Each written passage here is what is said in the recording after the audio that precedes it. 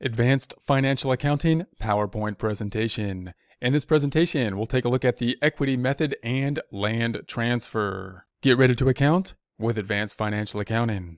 Land transfer, intercompany. Within the context of our consolidation, then, we're talking about situations where land is transferred from subsidiary to parent, like a sale from subsidiary to parent or from parent to subsidiary.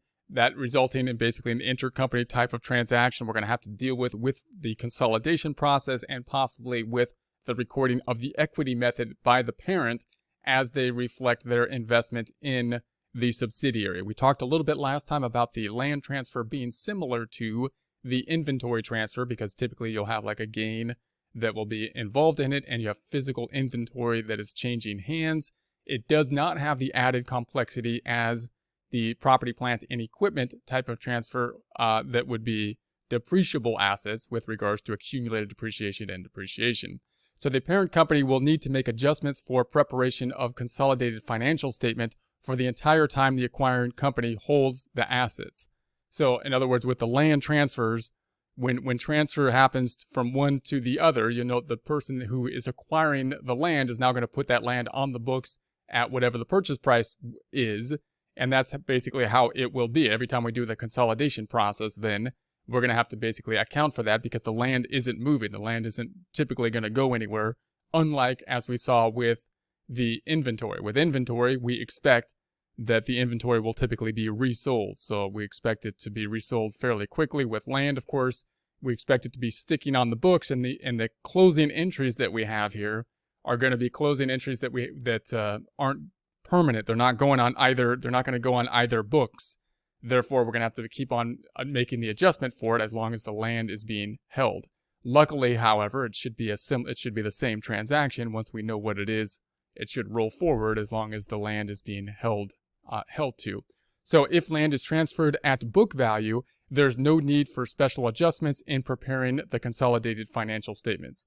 So in other words, if you had a seller that sold the land, let's say it was for $100,000 and got cash of $100,000, they sold it for the amount that the land was, no gain or loss. In other words, the purchaser would then put it on the books for the $100,000, and then when you have the consolidation process, all that would happen is it got transferred. It would be like a transfer from one department to the other. When you consolidate the two, obviously the cash then cancels out. And then the land would then basically cancel out between the two. There would be no net change. So if it was sold and there was no resulting gain or loss, in other words, sold at book value, you wouldn't have any problem. If it's not at book value, that's when you typically have a problem. That would look something like this. If we imagine this situation, we could say, all right, the seller has the land on the books for $60,000. They take it off the books for $60,000, but they sell it for the $100,000 to a related party, which means they now have a gain of the $40,000. What's the purchaser going to do, the related party within the consolidation? Well, they're going to put it on the books for what they bought it for, $100,000, and then you're going to have the cash of the $100,000. So that means in this case now you can see that we have the cash nets each other out, but the land is now overstated because it should be on the books for the original cost because there's no real sale that took place. So this is similar to the inventory transaction. We could think, hey, we should just reverse this entire thing. Or we can kind of distill this down to what we need to reverse. We don't need to reverse the cash because it nets each other out. The land nets out to a change of $40,000, so we're going to have to deal with that.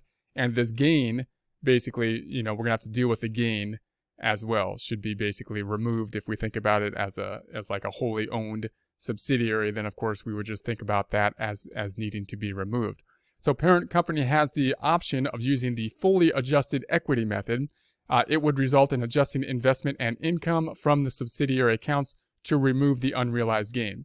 So using the fully adjusted equity method, you would basically be saying, hey, I know that the subsidiary is not taking this into consideration. They're recording this item, the land on the books, at the $100,000. But when I do the consolidation, I know about basically this adjustment that will be made for the consolidation, and I'm going to take that into consideration with my equity method calculations. Therefore, using the fully adjusted equity method, where you would have a journal entry that would look like this. This would be a journal entry when the parent company is then accounting for their investment in the subsidiary company. Now, this will all make a lot more sense once we do this will be similar to the inventory transactions, but you want to do practice problems with these, and that's the way this all pulled together. So we got the income from S at the 40,000, and then the investment in S would be the credit of the 40,000. Land transfer at gain consolidation. So once we had the consolidation entry, if we were using this basically fully adjusted equity method, and the parent company recorded this transaction, then the consolidation entry would have to basically be removing the gain. So we'd have to basically remove the gain, and we'd have to put the land back to its original cost for moving it, taking it down by that 40. We're talking about this change here would then be recorded as part of our consolidation entries. Land sale downstream. So we got the same kind of situation that we had with the inventory, a little bit different between downstream and upstream. So we're going to have to think about, is this a downstream or upstream sale? So you're visualizing when you're considering downstream and upstream, a flow chart or parent on top, basically, and then the subsidiary, owning the subsidiary, right? So a downstream transaction then would be the sale of the land from the parent to the subsidiary. Upstream transaction, sale of the subsidiary to the parent. So we're talking about downstream transactions, which is a sale from the parent to the subsidiary. We have an unrealized gain will be on the parent company's income statement. So if they sold it as a gain, then, in other words, if you sold it as a gain, the parent sold it to the subsidiary, they sold it at a gain, that means the parent company is going to be the one reflecting that gain. They're going to have a gain due to this intercompany transaction on their income statement. Since the non-controlling interest shareholders do not own parent company stock, they do not share in the deferral of the unrealized gain. This is similar to what we saw with the inventory transactions. So downstream transaction, we're basically not breaking it out between the controlling and non-controlling interest. Upstream transactions will be different. So then we have the parent will defer the entire sale because it all belongs to the parent and its shareholders. If we look at the land sale for the upstream transactions now, that going from the subsidiary to the parent, that's going to be a sale from the subsidiary to the parent. Intercompany gain is recorded on the subsidiary's books. So now if there's a gain within the transfer, it went from the subsidiary to the parent. The sale happened on the subsidiary side. If there's a gain, it would be on the subsidiary's income statement. Unrealized intercompany gains need to be eliminated during the consolidation.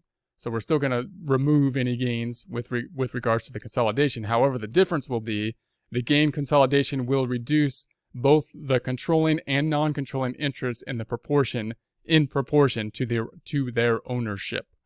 And again, we saw a similar kind of situation with the inventory. We'll treat that in a similar way. If assets are sold upstream and parent resells them during the same period, parent's equity method entries will, as well as the consolidated entries, will be the same as those in the downstream situation.